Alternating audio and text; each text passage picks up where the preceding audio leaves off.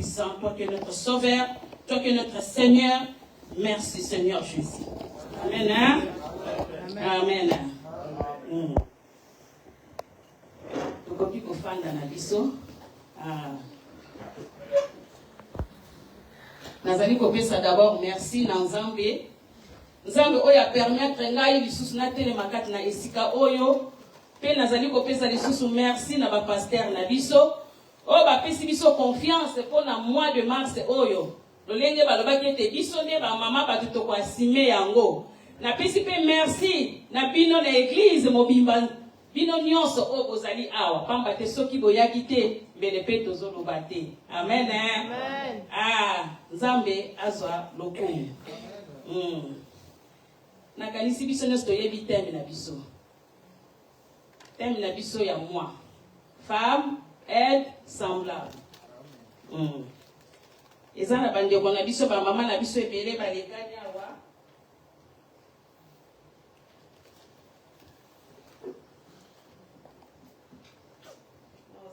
Moi introduction muke ya ba biso oyo balekani awa. Topambwa maki vraiment ibele. Topambwa mi hein? Amen. Topambwa mi na mois de mars oyo vraiment Nzambe azwa lokumu. Amen. Ezaka kapona lokumu na Yesu bitozali awa. Amen. Na premier jour na biso ya mois de la femme. Lolenge to bandaka le 6. Maman na biso lor tate ya biso. Amen. Maman na biso tate ya biso lobaka na biso. Bâtir avec discernement. Distinguer ce qui détruit. Donc, to bâtir avec sagesse. Lolenge maman na biso alobela ki biso. Deuxième jour, tozaki na maman na biso kati. Maman na biso ate ki biso na lisolo oyo ya basi oyo mibale. O bazalaki na bana na bango oyo moko mwana akufaki, mwana moko akufaki te.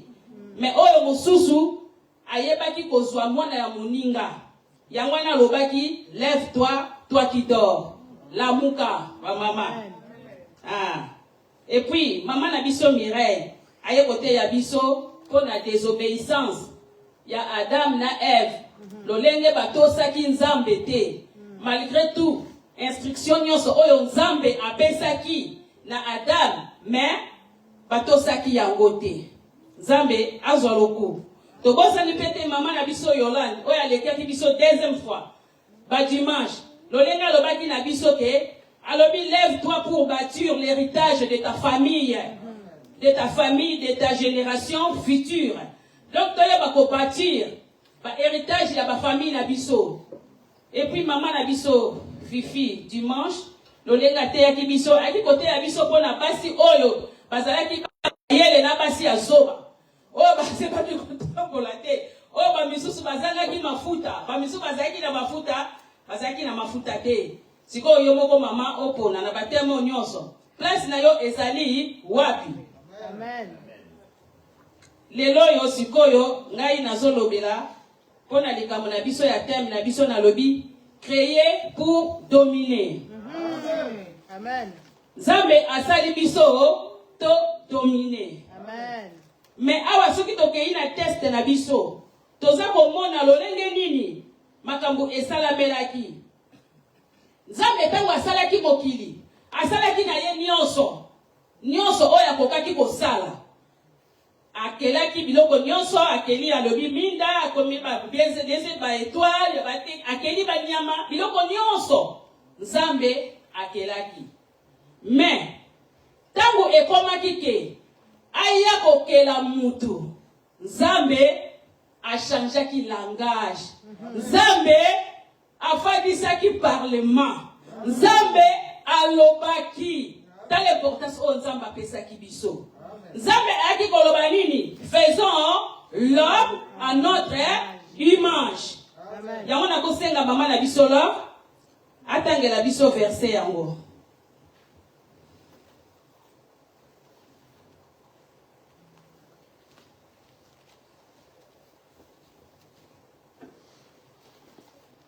Toza na nini na Genèse 1 26 à 28.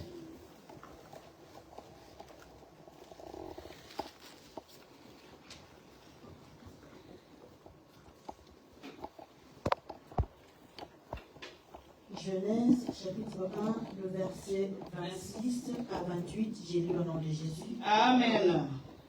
Puis Dieu dit, faisons l'homme à notre image, selon notre ressemblance, et qui domine sur les poissons de la mer, sur les oiseaux du ciel, sur les bétails, sur toute la terre et sur tous les reptiles qui rampent sur la terre.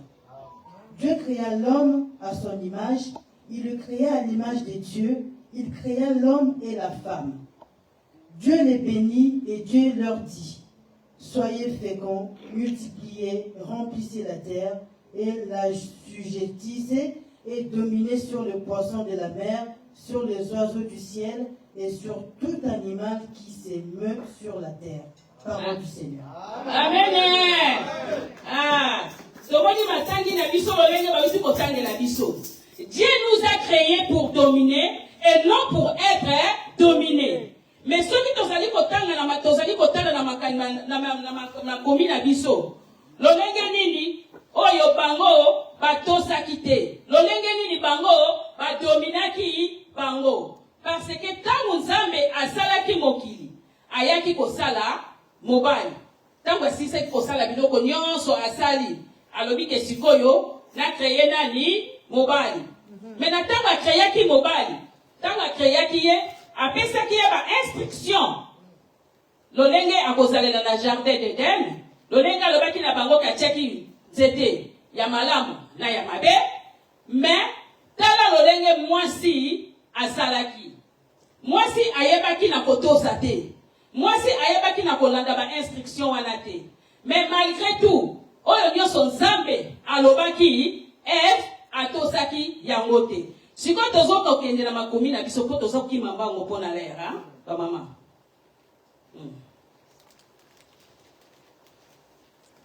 awa sikoyo tokomi na formation de l'homme et la femme mama la otangela biso lisusu na Genèse 2 7 à 9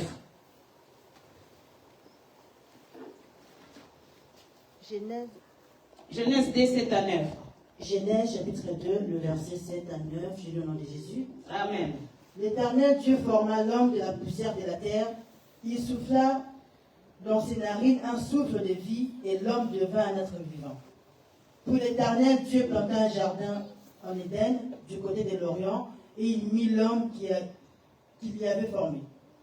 L'Éternel Dieu fit pousser du sol des arbres de toute espèce, agréables à voir et bon à manger, et l'arbre de la vie au milieu du jardin, et l'arbre de la connaissance du bien et du mal. Amen. Un fleuve sortait d'Éden pour arroser le jardin, et de là, il s'est divisé en 4 bras. Le nom du premier est Pichon, c'est celui qui entoure tous les pays des Havila et s'y trouve l'or. L'or de ces pays est pur. On y trouve aussi le Bethlium et la pierre d'Onyx. Le nom du second fleuve est Guillon. C'est lui qui entoure tous les pays des Cush. Le nom du troisième est Idélec. C'est celui qui coule à l'Orient, à la Syrie. Le quatrième fleuve, c'est l'Euphrate. Le dernier Dieu prit l'homme et le plaça dans le jardin d'Éden pour cultiver et le garder. Le dernier Dieu donna cet ordre à l'homme: tu pourras manger de tous les arbres du jardin, mais tu ne mangeras pas de l'arbre de la connaissance du bien et du mal, car les jours où tu en mangeras, tu mourras. Amen. Amen. Ah. Awa siko tomoni lolenge Nzambe apesaki mitindo epai ya Adam. Lolenge alobaki na yeke. Nzete oyo bisika na tie yo na ejanga na elanga d'Eden. Okoki kolia na yo nyonso. Oyo bisi oyo ezalike eza kolakisa malamu na mabe. Okoki kolia yango te. Sikoyo soki tokei na mokanda na biso ya nini? Tokende sikoyo na mokanda na biso ya Genèse. Tokende na Genèse 3. Genèse 3, 1, 5. Genèse chapitre 3, le verset 1, 5, j'ai le nom de Jésus. Amen. Le serpent était le plus rusé de tous les animaux des champs que l'Éternel Dieu avait fait. Il dit à la femme: Dieu a-t-il réellement dit, vous ne mangerez pas de tous les arbres du jardin? La femme répondit au serpent, nous mangeons du fruit des arbres du jardin. Mais quant au fruit de l'arbre qui est au milieu du jardin, Dieu a dit, vous n'en mangerez point et vous n'y toucherez point, de peur que vous ne mouriez. Alors le serpent dit à la femme, vous ne mourrez point.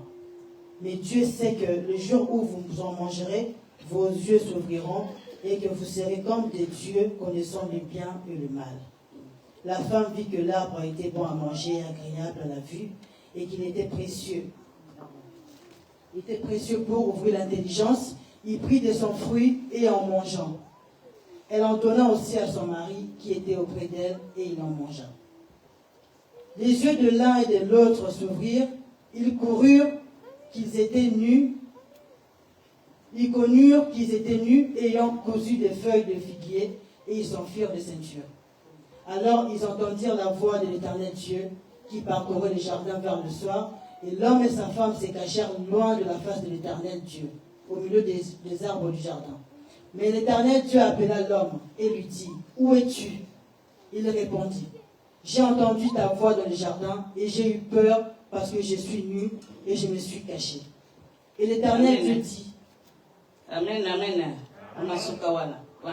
Na sali boye kaka poto benda makanisi na biso. Na place ke tango Nzambe asalaki mobali. Apesaki ye mitindo nyonso alobaki na ye. Mais lolenge oyo nini mwasi atosaki te. Parce que tango Nzambe asalaki, tango alobaki na place nango awa liboso, lorsque Dieu dit, faisons l'homme à notre image. Tango alobaki te, nasala moto, na lolenge na biso, donc, ezalaki Adam. Asala Adam, mais Ève, azalaki te na kati ya Adam. Azalaki kati na ye. Parce que ba instruction nyonso wana tango Nzambe apesaki, Adam et Ève ayokaki yango parce que azalaki na kati ya Adam. Les serpents pe ayokaki yango parce que azalaki wana. Yango wana tangu Nzambe atuni tangu na tozana verset na biso awa et place na réponse oyo Adam na réponse ya Ève oyo apesaki et pas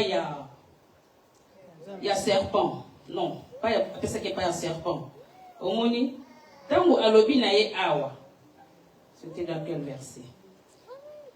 Voilà. Connaissance. Oui. Voilà. Tu vois? La femme, bon voilà, c'est Awa. Les serpents étaient le plus rusé de tous les animaux de champ que l'Éternel Dieu avait fait. Il dit à la femme, Dieu a-t-il réellement dit, vous ne mangerez pas de tous les arbres du jardin? La femme répondit au serpent, nous mangeons du fruit des arbres du jardin, mais au fruit de l'arbre qui est au milieu du jardin, Dieu a dit, vous n'en mangerez point. Or, tant que ça dit ordre, il y a Zalakite. Ayabaki yango lolenge nini. Ayebela kango à partir du verset oyo. Verset 29. Tango Nzambe alobi na bango et Dieu dit, voici je vous donne toute herbe portant de la semence et qui est à la surface de toute la terre et tout arbre ayant en lui du fruit d'arbre et portant de la semence, ce sera votre nourriture. Wana Ève azalakite. Yango naza koloba boye. Nzambe azanzambe. Tango asalaki nyonso. Ayebaki ete asala mwasi pembeni ya mobali. Parce que mobali amonaki biloko nyonso ezalaki mibale. Atali banyama nyonso mibale. Biloko nyonso mibale. Mais atali ye moko. Amoni ke ye azana muto akokani na yete. Yangwana Nzambe alobaki ete il n'est pas bon que l'homme soit seul. Je lui ferai une aide semblable. Yangwana to mona ka keloyo. même ata mwasi na mobali ntango babalanaka lelo moko bandi komona bango babandi okokana donc nzambe ayebaki somoni donc tokokanaka ntango tosi tobalani tobandi okokana tobandi okoma mapasa nzambe ayebaki aye kosalela ye aide mosungi oyo akosunga ye mpo atalaki ete ye moko akokoka te mpo acultive na jardin d'Eden. Yango alobaki ete natindela ye nasalela ye mosungi oyo akosunga ye. Soki tokei na verset na biso. Na verset na biso awa ya nanini. Non. Voilà. Là, ce n'est pas bon. Voilà, je lui ferai une aide semblable. L'Éternel Dieu forma une femme de la côte qu'il avait pris de l'homme. Yangwana Nzambe, tango atalete, alobi ete non, oyo il faut nasalela ye mosungi. Asalaki nini? Azwaki Adam. Adam asalaki nini? Alalisaki ye pongi. Na pongi na alalisaki ye, azwaki mukuwa. Mukuwa oyo asalelaki nango mwasi. Donc biso basi toza mikuwa. Toza mikuwa. Yangwana Adam tangu alabukaki, tangu Nzambe alamusi ye, ye moko atali, amonika ake Nzambe a présenté ye Ève. Nakanza vraiment Adam mkolako vraiment lobaki yango wana ki kolobaki voici os de mes os, la chair de ma chair. Vous voyez? Parce que nous sommes pas qui ont déréni. Parce que ma campagne nous c'est d'abord spirituellement avant et comme réalité. Yango na réponse nous sommes yango Adam abandaki koloba yango. Parce que et salamaki na no liboso. Zambe azamalam.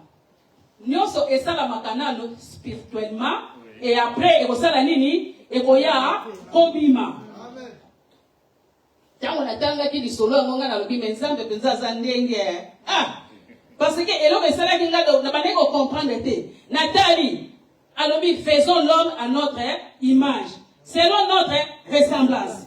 Après aye koloba susu, je lui ferai une aide semblable. Oh, non. Non, aza malamu. Nzambe aza bien. Yango nazali kozoba na bisote. Nzambe aza malamu. Soki tokei lisusu na verset na biso awa. Voilà. Na verset 23, hein? Genèse 2, 23. Et l'homme dit, voici cette fois-ci, celle qui est os de mes os et chair de ma chair, on l'appellera femme, parce qu'elle a été prise de l'homme. C'est pourquoi l'homme quittera son père et sa mère et s'attachera à sa femme et ils deviendront une seule chair.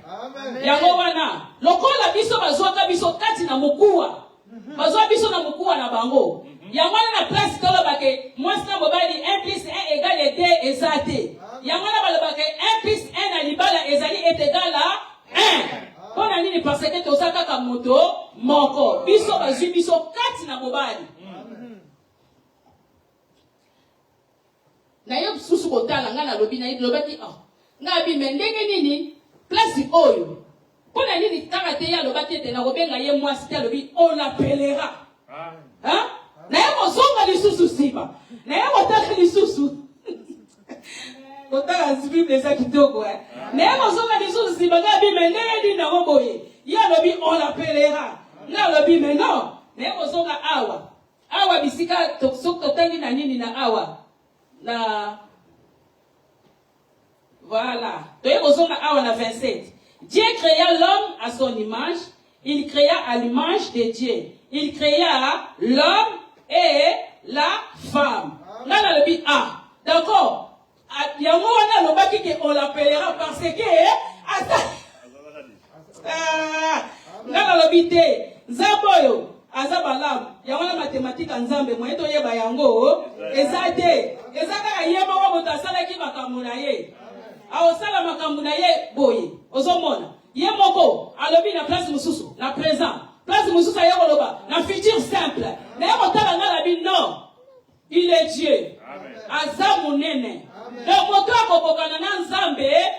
azali te. Yango naza koloba bana basi. Nazali koloba ba mama. Nzambe soka asalaki biso ayebaki importance na biso ba mama. Nzambe apesaki biso valeur. Malgré tout, serpent ayaki pour akosa Ève. Mais Nzambe alobaki te. Na nzela ya mwasi nde kolo Yesu akosala nini? Akobotama. Nzambe azali Nzambe. Malgré tout, oyo nyonso monguna akoki kosala na vi na biso ba mama akolonga ta bokolo moko te. Po ayebi te relation nini oyo Nzambe biso ba mama tozalaka nango na Nzambe. Parce que mama soka mama lobi atelema makambo nyonso ebujaka. Mama soka lobi atia mabolongo na se alela makambo nyonso esalaka nini echangeaka. Parce que Nzambe ayebi eloko nini atia kati na biso ba mama oyo ba atia kati na ba papa te. Amen. Yango nazo senga na biso ba mama. Ba mama to telema. Ezala kaka toko opo na mois de mars. Ezala eloko moko ekozala mikolo nyonso. To salaka yango. Parce que tango tozolanda maloba na Nzambe. Tango tozosalela Nzambe, lolenge ya lingi, Nzambe pa osala nini? Asa kotombola biso. Tomona ba mama na biso ebele na Bible. Oyo balanda Nzambe, oyo basalela Nzambe. Na lolenge Nzambe alingaki, ba mama wana batanga na Bible. Ba mama wana basalela Nzambe na bosolo. Basalela ka Nzambe na koyima te, me batelemaka. J'espère ba mama wana, bazalaka pe ba mama mabala, bazalaka pe ba mama na bana, men kasi na oyo etalaki Nzambe, ba mama batikaki, balobeke tolanda nani, tolanda nkolo. Amen. Yango nazosenga na biso ba mama. Totelema. Totelema. Église baloba bato batongaka yango. Eza ba mama. Soki ba mama batelemi tokomona boyete. Tala mois de mars, mais tala ba mama toza combien? Mais soki otali na ngambo wana, ozomona bango, tala nde baza ko célébrer mois de mars. Mais biso tosalela Nzambe na bosolo, tosalela Nzambe na bolingo, tosalela Nzambe na unité, parce que soki totie unité na biso, bolingo na biso, tokotombola musala oyo. Amen. Tosala na koyima te. Koyima na biso na bitema ezala te. Parce que place oyo koyima ezalaka Nzambe azalaka te. Tosala na bolingo ya solo, le vrai amour. Oh yemo kwa lobaki, aimez-vous les uns les autres. Amen. Na kolinga kosala bulinga na ngai mabe te. Soki na sali ye mabe, soki basali ngai esalaka passe. Amen. Totelema na baboneli ba mama. Tolemba te. Tokumba misala na Nzambe. Tokende nango liboso. Biso nde toza force. Biso nde tokopesa force. Et pas ya ba pasteur na biso. Biso nde batokomema bango na mabondeli. Ke tobondelaka. Tobondelaka. Mikolo kuti na mona ki mama na biso atelemaki ya. Mama Nathalie. Mama na biso atelemi. Abadi memi koteya na ba TikTok. Osomona. Eloko ezali malamu yango wana. Papa te yekuna soka telemi. Oya telemi. Biso nyoso te telemi tosala nini? Tosala évangile ya nkolo. Amen. Ezala kandenge wana. Totele baba mama. Tolala te. Mama. Napesi au courage mama. Kolala te. Musala kitoko mama na ngai. Vraiment. Omoni parce que soki okomi ba mama boy, c'est kitisi. Ouais mais que siko to Paris to kamusa Paris. Amen. Hein? To kamusa Paris. Ba tala de ba mama moko ya CGD. Ba mama wana baza ko évangéliser, baza ko loba. Osomona. Donc tout ezalaka ndenge wana. To sala nini? Oyo apesi likanisa malamu to sala nini? To pousser ye, to tombola ye, biso to sala nini? To zala simara ye. Yamana de misala Nzambe ekotombwama. Mais soki tozo sala ke tozo sungate. Et pesa kape bolembu, ekopesa faiblesse. Moutazo sala, alobi nazo sala, mais baza ko soutenir ngaite et lembisaka. Parce que toza na nzoto, toza na mai, toza na makila. Et ça kaka moto alembaka te, kaka ye moko nkolo. Yende moto akoki ko lemba jamais. Mais biso nyonso, oya kolobaki alembaka te akosi. To lembaka. Toza na ba faiblesse na biso. Mais to senga kaka nzamba sala nini, apesa biso makasi. Pamba te makasi eza kaka ye mutapesa biso makasi utaka bobele pai na ye. Amen. Leo na biso zana mutondele. Ngosi là. D'accord. Ça. Hein, pas maman. Yango na lobi. Tango nzamba le na biso to dominer. Yo loko nini oye kangaka yo. Nini ekangaka yo po yo kokaka ko dominer te. Eloko nini? Souci? Eloko nini? Malade? Malade wana il faut dominer likolo nango. Souci wana il faut dominer likolo nango. Lelo tozo mona même mokili e badi ko dominer biso. Ok, biso ne toza to dominer. Ya lobi nini? Je vous ai donné le pouvoir de marcher sur les serpents, de marcher sur les scorpions, sur toutes les puissances de l'ennemi. Mais pourquoi? Boni bana nzambe, tozo banga, boni bana nzambe, tozo zonga sima, lelo so ba le même soto telema, to bondela. Vous savez quand ba la baraka to ça la prière ya nini? Prière de combat, ça la rote que au fin de zo ba nzambe nanana. Tiens. Mon gouné so za pembeni wala akolia yo. Et c'est yo de telema. Il faut la bakanete non, na sala ba kona dominer. Amen. La keza la kate. La quand même prière on a zakaneti na li ata mutu. Mais oui. Parce que yo so sadika alini ya sadini. Aleyo. Ozomona. Donc c'est qu'il y a ko telema. Taba lobi ke telema. Kolinga taba lobi to prier. Kolinga taba lobi ba yebisa ko ke telema to prier. Kolinga kate ba tinda yo telema prier. Non. Parce que ce qui baza ko tinda yo telema prier. O sala ngo malamu te. O sala ngo contre cœur. Mais ce mieux et où te pas na yo moko. Taba loba kaka prier yo moko telemi. O sala ngo bien. Soko lingo lala kaka yo. Soko lingo fanda kaka yo. Prière ezali wana epona ka position te. Et c'est ngeli kaka doza na contact na nzambe. Amen. Et c'est ça. Amen. Yangwana tokotelema. Tokotelema tokobondela. Zamba apesa biso pouvoir. Lelo tozomona ba malade ezotungisa biso. Tozomona ba problème kidi ezotungisa biso. Ok, tozaba tu ya konyoka makatango nyonso te. Tozaba tu ya kobela katango nyonso te. Comme te nzamba sa pesa ki biso pouvoir. Ya konyata ye. Il s'agit ce qui konyata ye penza bien. Poya yoke la rane batu mawate. Ayoke la mutu mawate. A ozeloka na angle moko soka zuyo kaka wale. Esili. Ozomona. Tosa la maman moko ya mabondeli. Tosa la maman moko te ba ko isaka biso tango nyonso. Lo ndenge serpent ko isaki Ève parce que ba serpent baza ebele. Ba serpent baza ebele. O ba misusu bayaka, ba mbe makambo. Aboya ko loba na yo makambo na masolo ezaka ke o ya litoi. Tombo ya biloko wana. Biloko wana toza na ngote. Tola kisabolingo ya solo. Na bolingo na biso ya ngoko sala force na biso. Ya moto ko tombo la misala na nzambe. Misala na nzambe baboma kango te. Baboma misala na nzambe te. Tozali ya mutu na mutaza na dona ye. Nzamba chaba do kati na mutu nyonso. Mutu na mutaza na dona ye.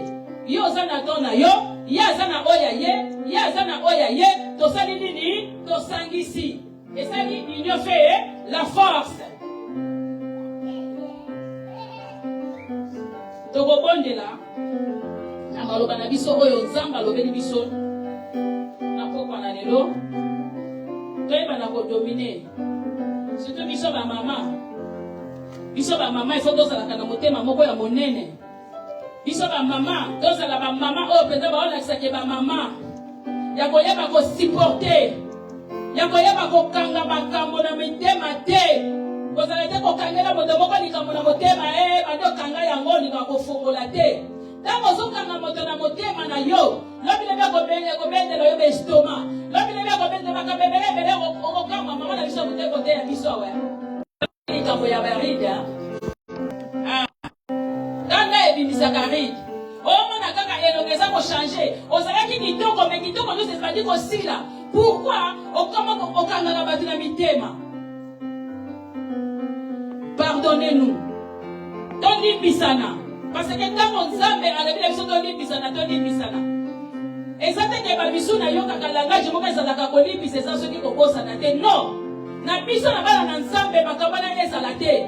Ezala te ko na limbisi yo mena bosani te. Ezalaka te. Parce que quand Nzambe alimbisaka biso, alobaka na biso te ko na limbisi yo mena bosani te. Non. Nzambe kaka alimbisaka biso pona libela. Arapelaka biso te. Oh yo salaki boyo sokisaki boye. Non, arapelaka te. Yango na esengeli na biso bana na Nzambe. Tozala na attitude wana, na bolingo wana, na limbisi soki na limbisi na bosani. Na ko rapelaka mutu lisusu te. Amen. Nzambe azwa lokumu na maloba na biso oyo mimi na pokwa na lelo. Mama yo moko so position na yo. Ngana kotinda na ngai teke mama bondela. Na kotinda na ngai teke papa bondela. Me yo moko kaka sala nini? Bondela. Balebi na biso to dominer. Nino ekangaka yo. Oyo kokaka kotika te. Linga sikoyo o dominer. Ozala na likolo nango. Soki ezali maladi, yo dominer likolo maladi. Soki ezali soki, yo dominer likolo soki. Soki ezali kindumba, yo dominer likolo kindumba. Soki ezali kimuyimi, yo dominer likolo kimuyimi. Abikaso, ka dominer, ezala nini? Ezala na sela biso. Ela kopoko melo na biso te. Parce que Yesu asalonga na kobanda ili akwemila. Alonga kimonguna. Biso tozali banzambe. Ntango tosalaki na image na ye, tozali banzambe. Papa na biso faka sembe bana biso awa. Toza banzambe.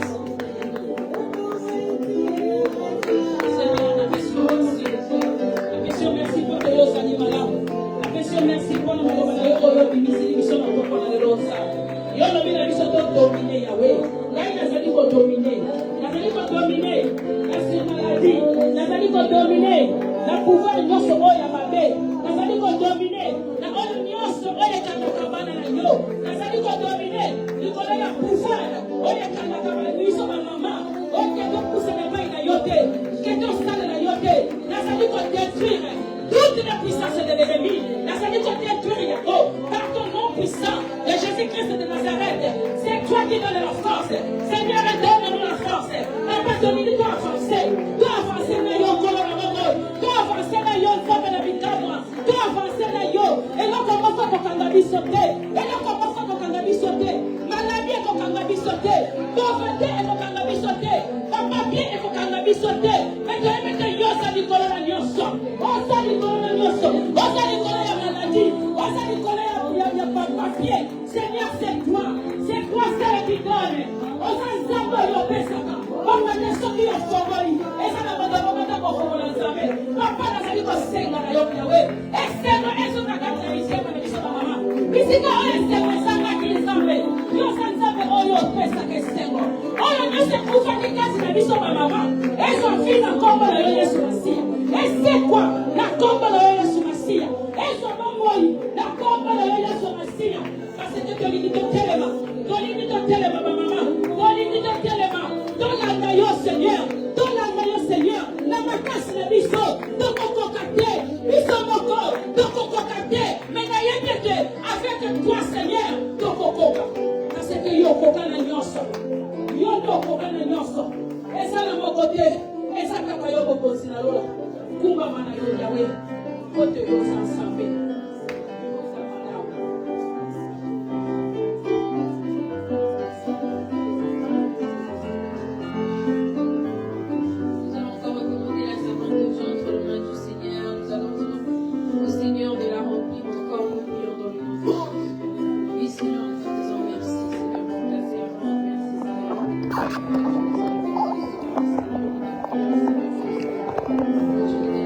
Je